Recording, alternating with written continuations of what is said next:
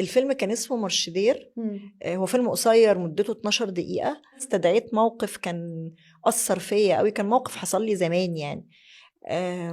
شفته في الشارع اللي جنب بيتي، عن عربيتين، راجل وست جايين عكس بعض. وانا بقى كان ايه دوري في القصة؟ ان انا كنت رايحة الشغل وكان عربيتي محجوزة في مقفول الجراج عليه.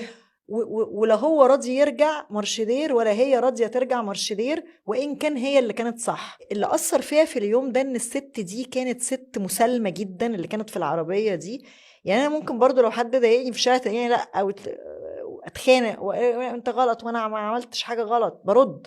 الست دي كانت ست مسالمة جدا، وشكلها ست رايحة شغلها من الطبقة الوسطى، وقافلة العربية على نفسها، وقافلة أنا ومستنية شفت لحد الفيلم ما ده فعلا. أنا حاسة، والشارع كله وقف مع الراجل.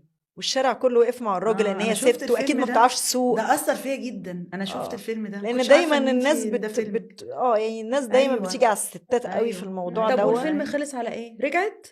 لا طبعا. جدع. وفي الحقيقه انت قصدك في الحقيقه ولا في الفيلم؟ لا، في الفيلم. في الواقع. الفيلم هو الواقع. لا هي ما رضيتش، والراجل بعد ما عمل كل ده، لانه هو فعلا كان قاسي جدا، او نقدر نقول كان متوحش جدا. وانا في اللحظه دي ده اللي خلاني شويه الموضوع كله اصلا ان انا كنت كل اللي بفكر فيه ان انا عايزه امشي، مش موضوع ان انا اتعاطف مع الست. لدرجه كنت رايحه اقول لها يا ستي اتوسى، انا ست وبقول لها كده ارجعي ورا، انا عايزه اطلع من الجراج. تقول لي ده بس انا على مش طول، غلطانه، على طول بس في انا مش ناس. غلطانه، والناس تقول بس لها انا عايزه ارجعي اقول لك بقى. ان الست مش يعني هي مسالمه بس هي قويه. ايوه، ما ده اللي عايزه اقوله في الفيلم. ان ايوه هي طبعا قويه. اصرارها هي على وقفت على حقها موقفها مهما حصل.